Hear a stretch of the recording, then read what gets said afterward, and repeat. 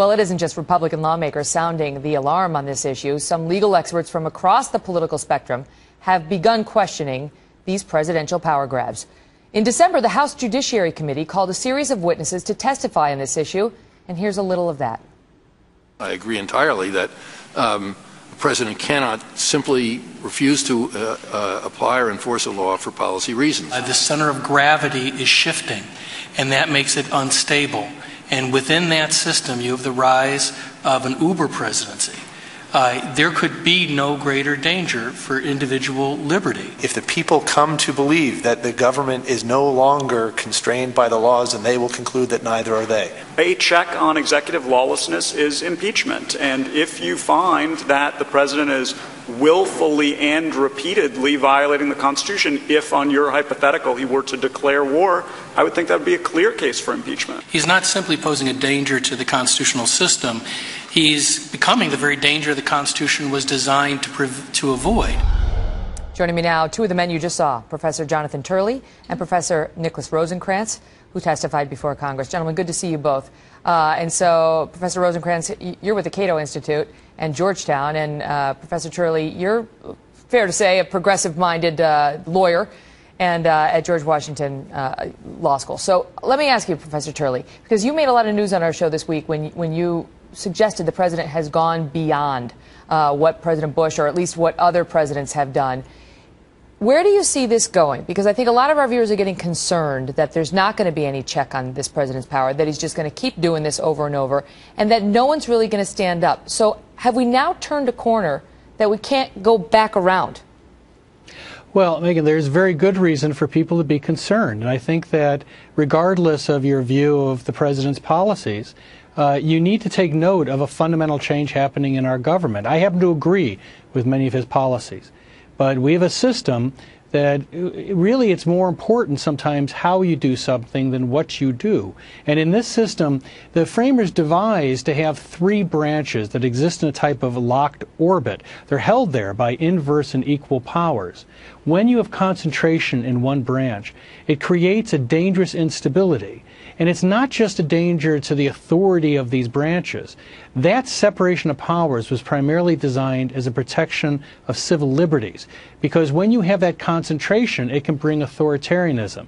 It can bring tyranny. That's what the framers were concerned about. Before I go to Professor Rosenkranz on this, let me ask you, Professor Turley, what do you think happened to that Barack Obama that we played in the soundbite from 2008? Because he was a constitutional law professor, as he pointed out in that soundbite. He came into office, you know, if you take him at his word, determined not to be this way. You know, it's a disappointment. I voted for Barack Obama, and I'm from Chicago originally. And I'm astonished at how this has turned out. But frankly, President Obama has always put programs ahead of principles, in my view. He has good motivations. He really does believe in what he's trying to achieve. But how he achieves it is less important to him. He's not the first that you can say that about that have worked in the White House. But he has succeeded to a degree that none of his predecessors could have imagined. He, in many ways, is the president Richard Nixon always wanted to be. He's succeeded in things that his predecessors tried and failed at. Professor Rosenkranz, we've got 28 executive orders, or actions, I should say, on Obamacare. We've got controversial actions on immigration. He basically jumped into a civil war in Libya without congressional approval. He decided doctors can ask their patients about whether they own guns at home. I mean, the list goes on, not to mention the fact that, you know, drones can be used to kill American citizens and so on. And yet, every day it's something new. I mean, at what point would it be clear? Would it be clear to everybody that this needs to stop? Well, Megan, some of these examples are crystal clear. So the clearest in my mind is the various Obamacare extensions. The statute could not be clearer. It says January 1, 2014, and he has repeatedly extended these deadlines in the teeth of clear statutory text. And I think that's just indefensible. You know, but you've got a Congress, and Brit Hume pointed this out, that they wanted these delays. Let's stick with Obamacare for now. They've been saying, you know, delay the mandates, delay the employer mandate, delay the individual mandate. So they're, you know, not really in the best position right now, Professor Rosenkranz, to turn around and say, but what's he doing? In your view, what is the best remedy now for people who have genuine and sincere objections to what's happening?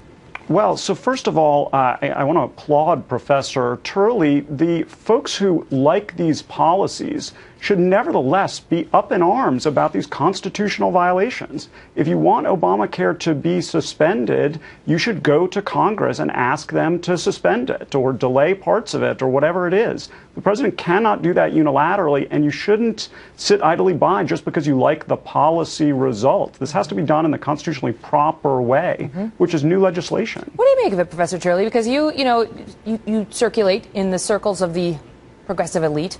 I don't know that for a fact. I'm just guessing. But what do they say to you? What do your friends, your colleagues, academics say to you?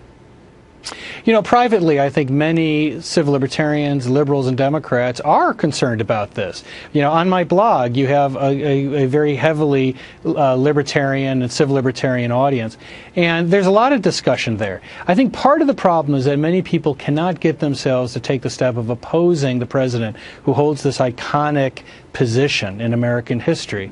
And it's a terrible mistake. He's not going to be our last president, but these powers will outlast him. And the terrible thing about constitutional authority is that once you lose it, you pay a heavy price to get it back. And I think people will loathe the day that they were silent in the face of this type of concentration of power. Wow. And if you want to check out Professor Turley's blog, I recommend it. It's jonathanturley.org. Excellent reading. Gentlemen, thank you both so much.